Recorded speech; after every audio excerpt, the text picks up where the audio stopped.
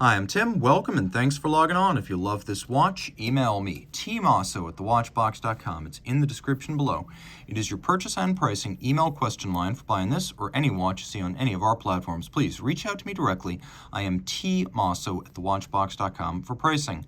Today we are discussing a watch launched as you see it here back in 2009, a mainstay of the collection of Sinn Spezialuren of Frankfurt, Germany. This is the Sinn 900 Pilot Chronograph. When it was launched, it was known as the large Pilot Chronograph or the large chronograph. And it is large at 44 millimeters in diameter in tegimented steel. It's 15.3 millimeters thick and from lug tip to lug tip, 51 millimeters with a 22 millimeter spacing between the lugs. This is the kind of watch I love from Sinn. A no-holds-barred utilitarian timepiece built to a premium standard, useful for its intended purpose, but also incredibly practical for folks from all walks of life. You don't have to be a pilot to make the most of this pilot's chronograph. And you will have to be a fairly big pilot, however, if you are a pilot, to wear this watch, as it is 44 millimeters in diameter and 51 across the wrist, meaning I can just barely pull it off.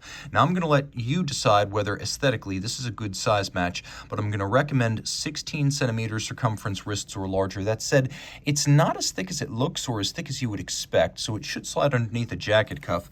It has this wonderful layered strap, constructed of calf skin, as pilot straps generally are. We have a contrasting stitch, a sort of broguing of leather stitched upon leather, and you can see they're not shorting you the leather. You get a lot of it. These tend to be water-resistant straps from Sinn, so not something you want to take in the water for prolonged exposure, but they are highly resilient.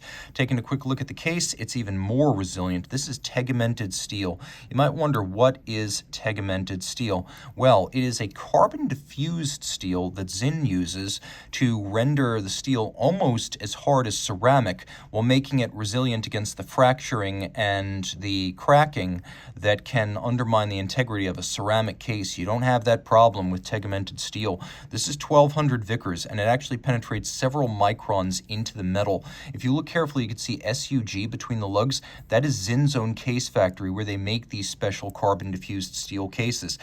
I had a EZM 1.1 with the same treatment. I was able to go to town savaging the case band with my set of keys, and the keys would deposit their metal on the case, which I would then remove with a pencil eraser to impress my friends. Yes, it's that hard. You can also see that the finish is rather simple, as the tegimented cases tend to be either media blasted or brushed, and everything here is quite muted, simple, and sober, as you would expect from Teutonic sports watches hailing from Frankfurt. The crown is a screw down, though this is an aviator's timepiece. Water resistance is 200 meters. We have a bidirectional pilot-style timing bezel that counts up from 0 seconds to 60. You can line that up with the minute hand. You can also have the chronograph running simultaneously. So let's say, I should probably wind this watch. Let's say you want to time 2 concurrent events. Well, you fire up the chronograph and you align the bezel. Now you can time those 2 events concurrently. I also find that the bezel is helpful because sometimes with the chronograph, you've got a 30-minute counter, but you don't have a 1-hour counter. So if you need to time something between 30 and 60 minutes, what do? Having this bezel definitely helps. The lume on this dial, if you look carefully, you can see that the actual indices are appliqué, not printed. They are solid blocks of luminova, and the lume on this watch is spectacular. As you can see, no shortage of lume. The bezel pearl is huge. Those 3-dimensional blocks of lume on the dial are really cool, and the hands are fully luminescent. You can also see that the dial is a matte black and the crystal is anti-reflective coating. In case you do want to use it as a pilot, it has that anti-reflective quality built in. It's also upscale in ways you might not expect. As you can see, metallized numerals are used all the way around to keep track of the second time zone up to 24 hours. That's an unexpected, glossy, mirrored touch that I enjoy. You can also see things that are not critical are somewhat subdued. So the constant seconds, we don't need that. Chronograph, we need that. The date, we don't need that, so it's gray on black printing. And you can also see some of the advertising of Sinn's in-house technologies, the dehumidification, as well as the anti-magnetic qualities that are represented there. So let's talk a little bit about what that means. First, let's talk about the anti-magnetic qualities.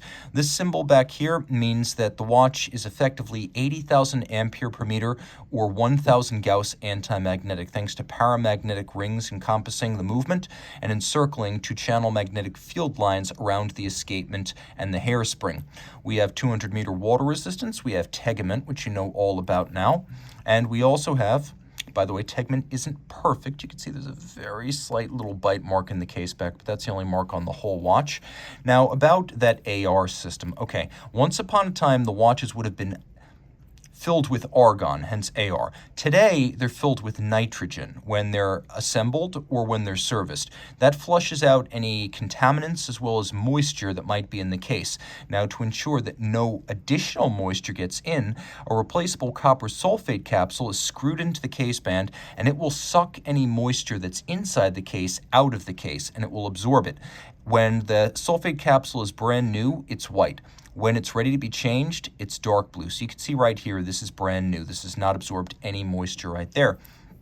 We do have a chronograph caliber based on a 7750, and it features a 24-hour secondary time zone. So you can set that 12-hour local time and the 24-hour reference time separately. You could see, turning the crown in the opposite direction, we also have a quick set date. Now we've got a hacking or stop seconds function. Now where everything stops, I can synchronize to a reference time. And the movement is unidirectional automatic winding with a 42-hour power reserve, a 4 Hertz beat rate. It pivots on 25 joules, and it features a combination of a cam-based function selector with an oscillating pinion clutch. So an oscillating pinion clutch, if you watch all these stop-starts, the chronograph seconds hand, that is a coupling that has very little play in it. It's still a lateral clutch, but because the play is minimized, you don't get the big jump and leap you get when starting a conventional lateral clutch chronograph. And although that feature is germane to all 7750 style architectures, this is a Sellita SW500, which is Sellita's version of the 7750. You're seeing a lot of upscale modern manufacturers go back to this oscillating pinion system, including among others de Bethune and FP Journe. So the oscillating pinion is getting second looks. Richard Mille is also working with these now. So although this is a humble 7750, some features of the 7750 aren't highlighted enough. The movement is a top grade, which is second from the top. Top would be chronometer. Top is just below that. That is the grade of Sellita SW500 that is in this watch, and then it's adjusted in-house by Sinn. And of course, you've got those parallel 24 and 12-hour time zones. A really cool watch that is just packed with features. This is the Sinn 900 Pilot Chronograph. Reach out to Team Mosso at thewatchbox.com for purchase and pricing details.